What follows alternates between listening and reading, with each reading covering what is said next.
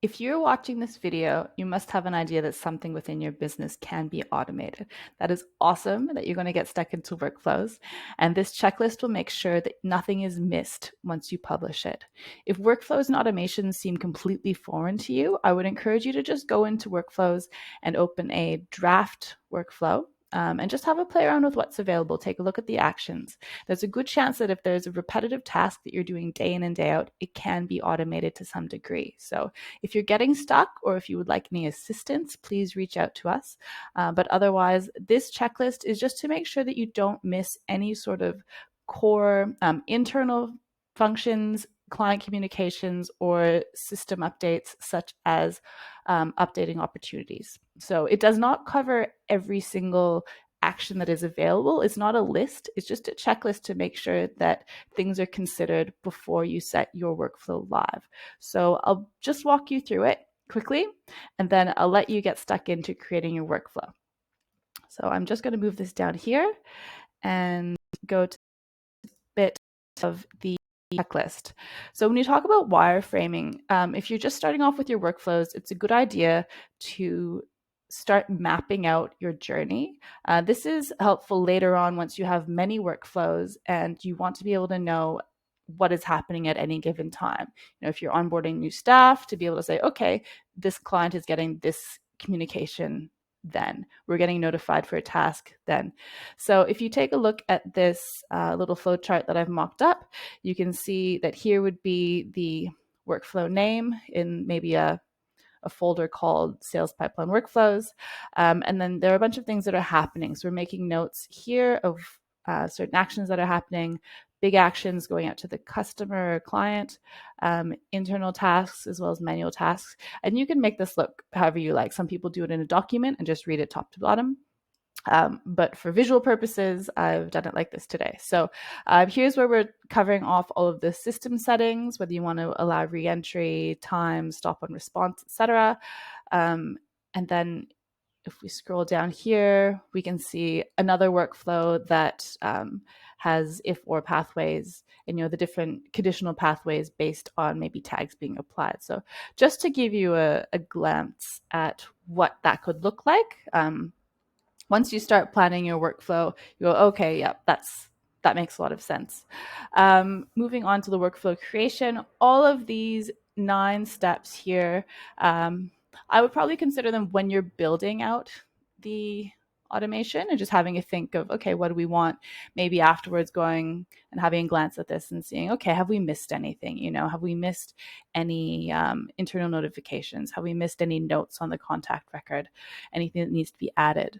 While I do encourage simplicity, there are some things that are good to consider. So just hopping into the workflow section here, just to briefly touch on a few things. Here's where you would create your folder. So it's just great to keep things categorized, just for everyone's sake, so where to find things. We'll just say pipeline automations, and then we would click into there and create your workflow. So you can take a look at any of the recipes, but I just like to start from scratch. And while this isn't a tutorial on building out a specific workflow, I'll just show you some of the core things here that I think are really important.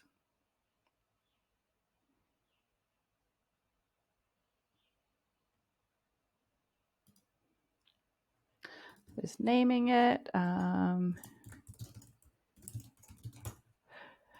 And the main thing, the most important thing, is saving. You'll notice on the checklist it says save at many points here, and that's because workflows don't auto-save. All right, so after pretty much everything you add, just click save, because you never know when the system's going to just crash and you wouldn't want all of your hard work to be erased. So this is the builder, and this is the settings section. So when we talk about, timeframes of being able to send things, re-entry, so what I want contacts to possibly receive the same communication over and over again. Stop and response. So maybe if it's like a lead nurture and if they've replied, maybe you want to exit them from the workflow at that spot. That's where stop on response could come into play, and just time frame restrictions. So not messaging them at rude times. Mark as red is for when you're in the conversation space, whether you want to show these as red or not. And yeah, we'll just jump back to the builder. So triggers are the things that make the workflow function, and they trigger it essentially. You have triggers here, which will be different from the actions. So I will just add a, let's see, contact.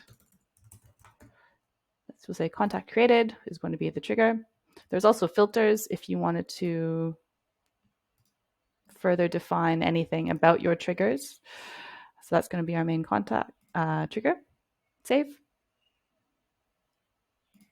And here's where we would add our action. All right. So these are all the different actions. As you can see, there's lots and lots and lots and lots and lots. So I wasn't going to list those out in the checklist because oftentimes they're added to, and it is, it's just a matter of getting in there and saying, okay, like what do we want to achieve at this step? So here's where your actions are. And there's also if or else, if you want to create pathways. There's either go to if you want to skip through to something. Say if you only want to make something once and then have varying branches, and then you don't have to copy everything, you just say go to. And then goal events. So say if they've reached a certain condition, you could skip ahead to that, as well as remove from workflow or add to workflow. So those are sort of events around, what happens next. So thinking at the end of your automation, what happens then? What do you want to happen to the contact? Automations can also just be internal. So it could be a contact created, and then you might just have an internal notification to somebody, So you have a notification here. These notifications will pop up on the right-hand side, and you might have follow up and contact. So something like that. So I hope this makes sense. And if anything doesn't make sense, as I said, reach out to us. If there's anything in this list that you feel are key components to workflows that we might have missed, please let me know as well. But otherwise, I hope that reviewing all of these things on the checklist will make sure that you have the best workflows possible for your business to help you achieve some amazing automation and save you a heap of time. Cheers.